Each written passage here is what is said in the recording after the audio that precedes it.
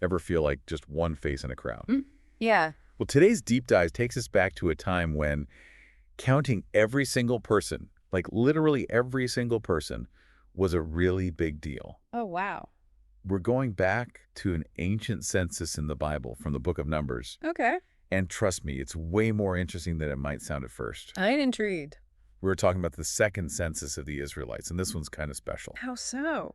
Well, this census happened after the older generation, the one that escaped from Egypt. Yeah, I know about that one. They didn't make it to the promised land, so this new generation is about to embark on a huge journey of their own. A new beginning, kind of. Exactly, a fresh start. And this census isn't just about numbers, it's about accountability, inheritance, even some divine justice. That's pretty heavy stuff. Oh yeah, buckle up, because we're going to explore what this ancient headcount tells us about leadership, consequences, and even what it means to build a legacy that lasts. Well, I'm ready. Plus, we'll see how these age-old lessons apply to our lives today. Looking forward to that.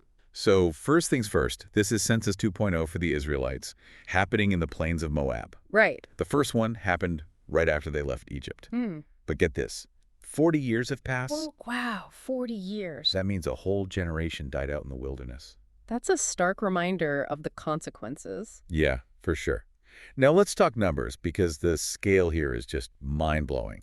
Over 600,000 men were counted. Just men. Just the men. So that doesn't even include women and children. So the total population must have been massive. Oh yeah, we're probably talking over 2 million people. That's incredible, especially for that time. Right. Think about the logistics for a second. The record keeping, the organization. It must have been a monumental undertaking. It was. It just emphasizes how meticulous they were with this whole process. It shows how important it was to them. Absolutely. And to understand that importance, we need to dive into the tribes themselves, because the numbers weren't all equal. Right. Each tribe had its own story. Exactly. And some of the details are just fascinating. Like, the largest tribe, Judah, had over 76,000 men. Wow. That's like a small city today. Exactly. But even the smallest tribe, Manasseh, still had over 52,000. So there was still a significant population even in the smaller tribes. Oh, absolutely. But there's another layer to this tribal breakdown. What's that? The Levites, they were excluded from the land inheritance. Oh, right, because their role was different. You got it. Yeah. They were responsible for serving in the tabernacle, the center of worship. So a different kind of inheritance, a spiritual one. Exactly. But before we dive deeper into that, we need to address the elephant in the room. This new generation is about to enter the promised land. The land their parents were promised but never got to see. But none of the original generation, the adults who left Egypt, made it to the promised land, except for 2 people. Caleb and Joshua. Those are the only 2.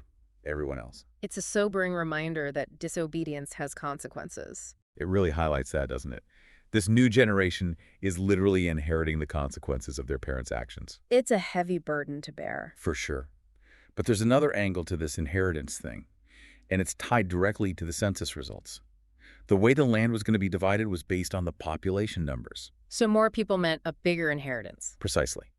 And it wasn't just about fairness. It was about each tribe's capacity to contribute to the nation as a whole. A larger tribe with more people could cultivate more land, provide more resources. Exactly. So the census wasn't just a head count. It was the foundation for a brand new society. A blueprint for their future. It really makes you think, Yeah. about the ripple effect of our choices, about the legacy we leave behind. Yeah, it's a powerful concept. What kind of inheritance are we leaving for future generations? That's a deep question. One we'll definitely keep exploring. But before we get too ahead of ourselves, there's one more detail in the census that just blows my mind every time I read it. What is it? It's about the descendants of Korah. Remember him? The guy who led a rebellion against Moses. Yeah, I remember him. Well, guess what?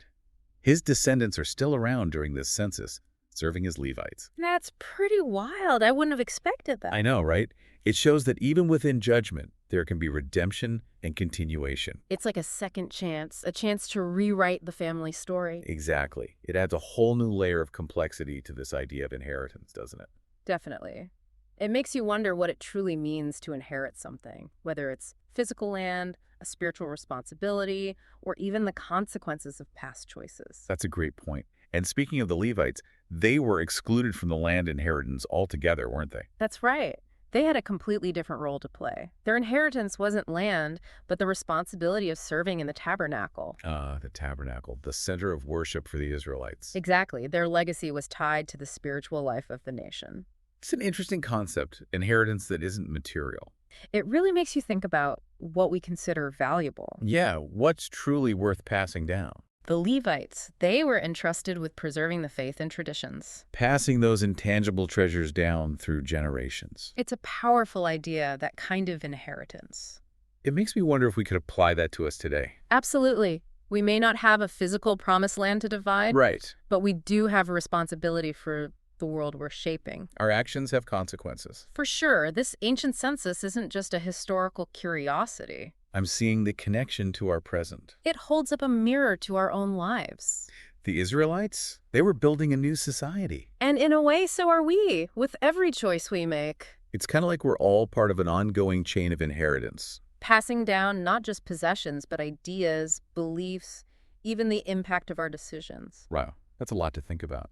Thinking back to the consequences of disobedience. Right, those consequences were huge. It's easy to dismiss small actions as insignificant. But they can have a ripple effect, can't they? Absolutely. Everything we do matters. It makes you consider the responsibility that comes with every choice. Even everyday interactions. Yeah, the consequences can extend far beyond the immediate moment. The story of the Israelites wandering for 40 years, it's a cautionary tale. Definitely. But the new generation getting a second chance, that's powerful. It's a reminder that there's always room for redemption. And new beginnings, always. It's like the census itself symbolizes that fresh start. A chance to make amends and build something better. It highlights this idea of divine justice unfolding across generations. The consequences of the past are felt, but there's also an opportunity for course correction. The narrative doesn't end with punishment. It continues with hope. That sense of hope, it makes me think about God's faithfulness throughout the story. Ensuring the continuity of his plan, even when people mess up. There's a bigger picture at play, isn't there? Absolutely. Something beyond our individual successes or failures. A call to trust in a purpose beyond our understanding. We talked about accountability, consequences, redemption. And the nature of inheritance, right? But let's go back to that land division for a minute. Yeah. What can we learn from that? It wasn't just about dividing resources. It was about each tribe receiving what they needed to contribute to the nation. Understanding their role within a larger system. We're all interconnected. Each person, each group has something unique to offer. A powerful message, especially today, with so much focus on individualism. The census reminds us that we're meant to be part of something bigger. A community where everyone's contributions are valued. It's not just about what we inherit individually, but what we create together. And pass on to the next generation. Exactly. Are we fostering a society that embraces diversity and inclusion? Are we prioritizing justice and sustainability? Are we creating a world where future generations can thrive? These are some really big questions. An ancient census sparking such profound reflections. That's what we do here on The Deep Dive. We start with something seemingly simple and end up exploring timeless truths. Truths that still resonate today. We've covered a lot of ground. Accountability, consequences, redemption, inheritance, the importance of community. It's amazing how much there is to unpack. But if you had to boil it all down to one key takeaway, What would it be? it really boils down to this: our choices matter. They have consequences that ripple outward, impacting not just us, but generations to come. So we're not just living for today, we're shaping the future. Exactly. And that's both a huge responsibility and an incredible opportunity. You know, we have the power to create a legacy of love, justice, and flourishing for the generations that come after us. That's a really inspiring thought. Yeah. But I know you've got one more mind-blowing question to leave our listeners with. I do. Imagine if we conducted a modern census, but instead of counting people, we took stock of our values. Oh, that's interesting. What would the results reveal? What kind of inheritance are we passing down in terms of values and principles to future generations? That's a really thought-provoking question. What would the numbers show? Are we prioritizing compassion and empathy and a sense of shared responsibility? Or are we leaving behind a legacy of self-interest and division? It challenges us to think about the intangible things we're passing down, the beliefs, the attitudes, the ways of being that will shape the world for future generations. This deep dive has really opened my eyes to the connections between this ancient event and our lives today. It's not just about a census in the Bible. It's about recognizing that we're all part of a much larger story, a story that's still being written. And we all have a role to play in that story. The choices we make today will determine the kind of legacy we leave behind. It's an invitation to be more intentional, more mindful of the impact we're having on the world around us. So as we wrap up this deep dive, Yeah. I'm left with a sense of both responsibility and hope responsibility. Yeah. Because our actions really do matter. And hope because we have the power to make a positive difference. Well said. And remember, you don't have to do it alone. Just like those Israelite tribes, we're all in this together. Yeah. Let's support each other in building a legacy that reflects the best of humanity. That's a great note to end on. Thanks for joining us on this journey back in time and into the depths of our own values. Until next time, keep diving deep and keep thinking about the legacy you're creating.